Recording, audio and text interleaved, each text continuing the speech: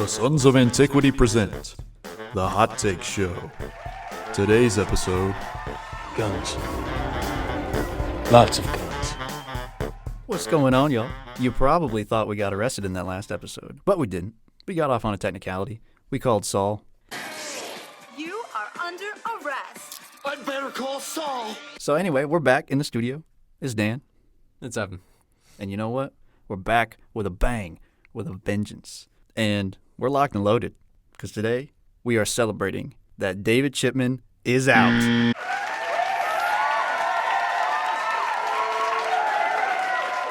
And I couldn't be happier that he's gone. I mean, what a douche. Why don't you expand on that? I will expand. This gentleman was under consideration by the administration for the role of like the head of the ATF. And that announcement of like his nomination came out around the same time that the proposed rules governing SBRs and AR pistols and pistol braces were coming out. And so it created basically a firestorm within the Second Amendment community. And really, all of their energy kind of focused against Chipman because he has said so many inflammatory things in the past about gun owners, about ARs, and just about the laws in general. So he was very anti-gun, very anti-AR-15, which does not sit well with the gun crowd. So thankfully, that man is no longer under consideration. He has been kicked to the curb because public opinion was so negative. What is an assault weapon?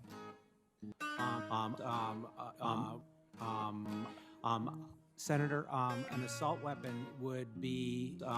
And I couldn't be happier, man. It was like Christmas had come early. Wow. But that brings up an interesting point here about the distinction between SBRs and AR pistols. Evan, tell me what you know about these two items. Nothing. Okay. What else you tell me? Well, I'll take you to school real quick. Basically, there is no difference between them. The difference between them is arbitrary. An SBR is a short-barreled rifle. Okay, it is any rifle that has a barrel length that is less than 16 inches. There's also a limitation on like the overall length. Generally, when you're talking about an SBR, you're talking about like a pistol grip style, AR-looking style, assault weapon style, a gun. Okay, that's an SBR. And if you want to have one, you have to pay a $200 tax stamp. You have to get special permission from the federal government. You have to sign paperwork, send it in, and it can take up to about a year. And then you can go out and get one. And you have to do that each time you get one of those firearms. Similar deal with suppressors. But with the AR pistol, it's almost identical.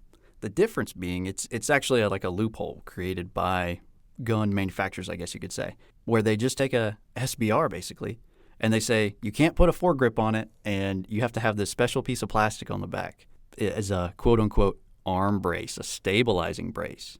Okay, it's meant to be worn over the forearm and held like a pistol. All right, it's AR, it looks like an assault weapon, but it's meant to be held like a pistol. But nobody holds it like a pistol, and the ATF even came out and said a few years ago that you can shoulder it, and it's not a felony. So what's the difference here? The difference is a piece of plastic. That's it. That's the difference between them.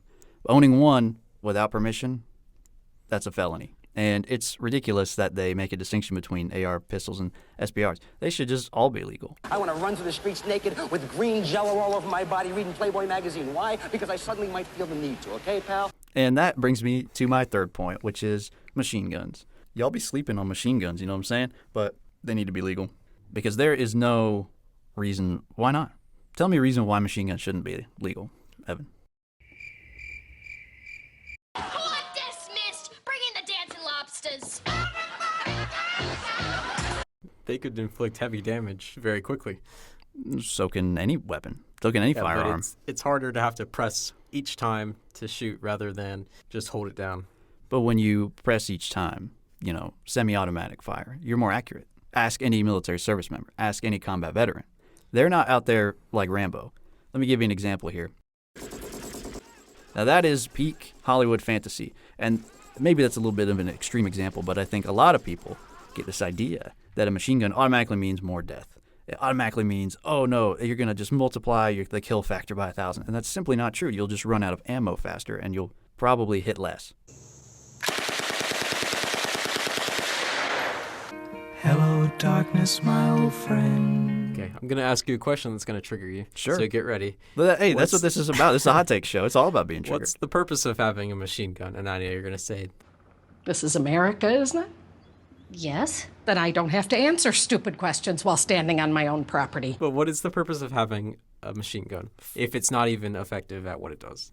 Fun, recreation, and it is an intimidation factor. I will give you that. Now, I'll say this. It all depends on who you want to strike fear into. I think you know who we civilians want to strike fear into. So I'll leave it at that. Speak for yourself. People should not be afraid of their governments. Governments should be afraid of their people. What do you think about the Molon Labe crowd? You know, I think they're bluffing for the most part. I doubt any of them would actually shoot police because a lot of them have the same, Blue Lives Matter too. So which is it, Yes. Who's going to come get your guns? It's not going to be Antifa, Yeah, it's not going to be Antifa thugs and BLM thugs. It's probably going to be the police Yes. or some military, It's so which is it? And I don't think you're actually going to shoot people. And I don't think you should shoot people like that. Well, it's a good general rule of thumb not to shoot people. I would Yeah. agree. The Molon Labe crowd, to me, is very much they're posers. They really are because the founders didn't posture. They went out and they stacked bodies. The founders didn't. They weren't posing. They were real. They waged a war against the most powerful military in the world at the time, and they won. Oh, you mean the domestic terrorists? Yes, the domestic terrorists revolted against a legitimate government and overthrew them, kicked them out of their country, established their own country, and it was incidentally a little bit more successful than Chaz.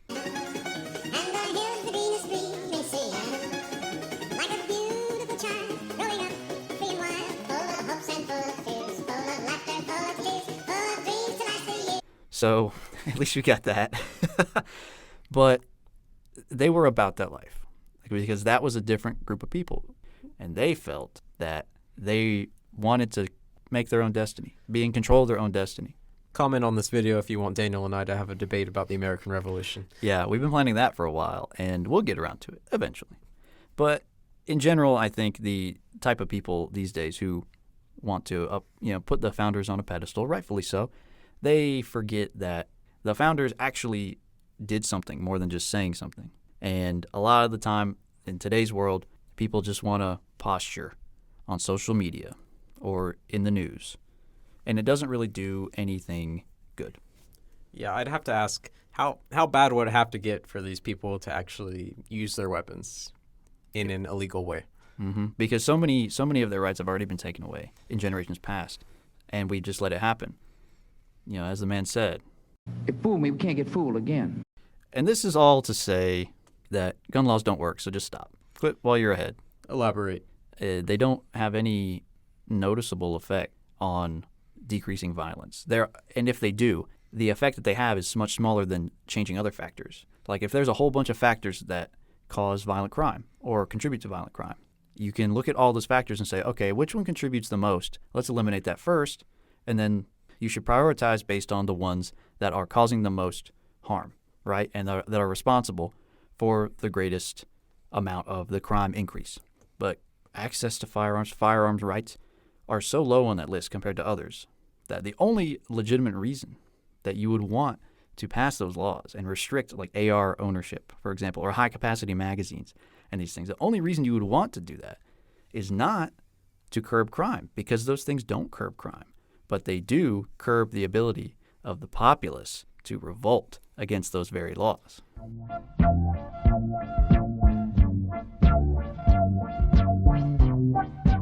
So what they're doing with this, with a lot of these statistics, they're showing you the United States compared to other first world countries. But you know what they're also comparing the United States to? Ethno-states. Generally, all of these countries are borderline ethno-states. They have very little cultural and ethnic diversity. Meanwhile, the United States has an extreme degree of cultural and ethnic diversity. So you're comparing apples and oranges. You want to tell me that I should be scared to live in the United States because when you compare my country and all of the different people in it to Sweden, that is like 99% white. You mean to tell me that that's a reasonable comparison? No, it's not. It's not the guns. It's the demographics. I'm not blaming the guns. I'm just saying that there's a violence problem in America. It's not a gun problem. There it is. You're right. It's not a gun problem. It's And people every say- other factor problem. Yeah, because people always say like, "Oh, it's these guns that are the problem, or causing all this violence." No, America's always been violent, Yes. and if you take the guns away, even if you do it like, quote effectively, you're still gonna have the violence. Because Amen. that's who we are. We're just a bunch of degenerates. I wouldn't have it any other way. Somebody please get this man a gun.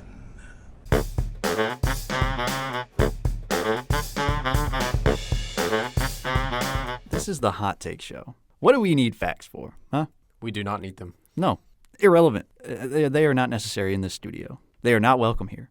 Maybe some alternative facts. There you go. Now you're talking. But actual reason and real discourse, forget about it.